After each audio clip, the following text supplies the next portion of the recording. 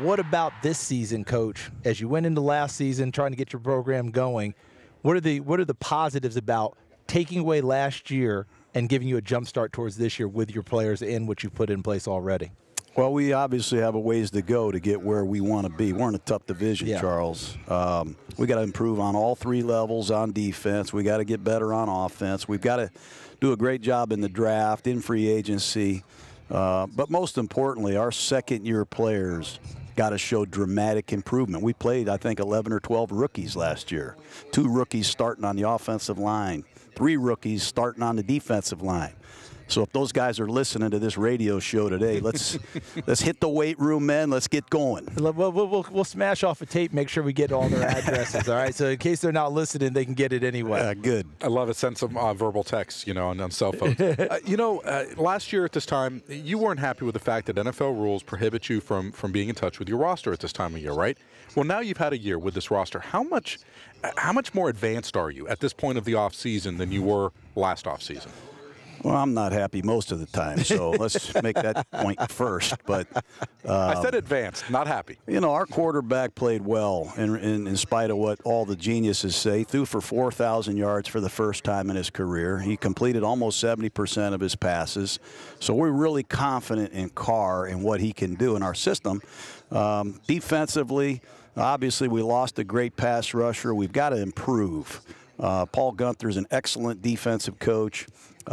We just got to get him some resources, I think, and that will do. As you come here for the Combine, 3 first-round draft picks, of which you've heard ad nauseum, and you've known that for a long time now. Your new GM with Mike Mayock, so you got that collaboration going.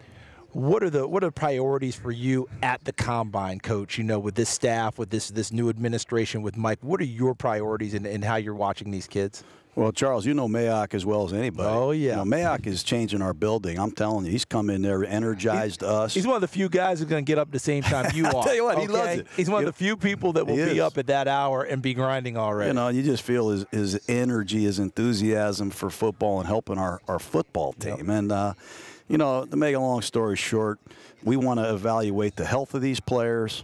We want to find out how fast they are. We want to find out as much basic information as possible, and hopefully we can eliminate a few guys from our board as well as moving a few guys up. Raiders head coach Jon Gruden with us here on SiriusXM NFL Radio. John, what has Marshawn Lynch told you about his playing future? What are the factors that are going to go into deciding whether you want to re-sign him? Well, Marshawn had a tough injury. He was one of the top 6 or 7 rushers in football last year until he got hurt. We're going to measure where he is. He's going to get a report on that groin injury. How healthy is he? When can he return to play? And we got a lot of information to still gather, but we're still interested in the beast. Coach, you like your quarterback. You made that very clear. You like what he did for you last year. So can we lay to rest the Kyler Murray at number 4 to the Oakland Raiders? He's a guy asked me one question. People asked me one question about Murray at the Senior Bowl. Sorry, I didn't mean to. The guy's a hell of a player. I don't know if you've seen Murray, but he runs 4.3, scores 60 points a game. Sorry for liking the kid. Jiminy Christmas. So with the number 4 pick, the Oakland Raiders. I'll be shocked if he's there. Let me be perfectly clear. But, look, he's a heck of a player. Coached some good quarterbacks at the Senior Bowl, too. Drew Lock, impressive. Daniel Jones. So it's going to be interesting. As you know, this draft process is always interesting. Coach, during your time, real quick, Alex, during your time, you've seen these quarterbacks, and you've seen how the game continues to evolve, adapt, all those things. Did you ever think in your time frame a quarterback who may measure 5'9", we've got to wait and see, right, would have this type of an impact not only on the draft but potentially in the league? We're seeing these guys now, they don't have to be 6'3", right, who are able to do that, and you've seen it grow and evolve. What about the state of quarterbacking, what we're seeing in the NFL now? I credit Drew Brees number 1. I mean, Brees ran me out of Tampa Bay. He's still, by the way, he's still ripping people. He's through for over 40 touchdowns. He's 6 feet tall. He might be an inch and a half taller than Murray. I met Russell Wilson on my QB camp show a few years ago coming out of Wisconsin, and his dynamic playmaking is, I think, sensationalized the position for anybody. And Baker Mayfield, you can give anybody you want credit for turning the Browns around, but it better start with Mayfield. He ain't very tall either. So I think, how you use these quarterbacks, how you can use their running ability to enhance your running game.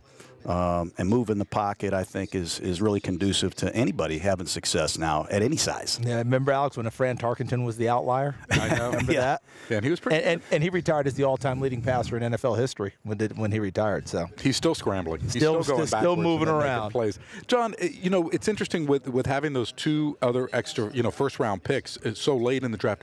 What are some of the things now, the semantics that go into trying to plot out that? How does it change maybe even how you approach the combine, knowing that you have the ability to land 2 extra first-rounders in the 20s? Yeah, there's a lot you can do with that, Alex. As you know, you could use those 2 1s to move up. You could use one of those 2 1s to move up with your 4th pick. You could use your 4th pick and move down and have 4 1s at the end of the day. Most importantly, though, is get somebody you like. You know, get a player that we can build our team around at a critical position. And that's what we're after, number 1. But we do have a lot of flexibility. We've got 2 1s next year. And we've got to add some young talent to this football team. Can you build around a particular player at any position, or are there certain positions where you need that guy that people can rally around? You know, we need some alphas. You need some alpha characters on your team. You know, a middle linebacker that has presence. You know, an inside rusher. A free safety, as you know. You played free safety, a quarterback of your defense, somebody that can really choke the situation. You got to see Mahomes twice, Charles. Right. And you got to really look forward to that matchup if you're a defensive player, because you want to play against the best. And offensively, we have to find out who our feature back will be, who's our number 1 receiver going to be, what's going to happen with Jared Cook at tight end. He's a free agent, so we got a lot of pending issues. But we need to get some alphas that love it, that want to be great.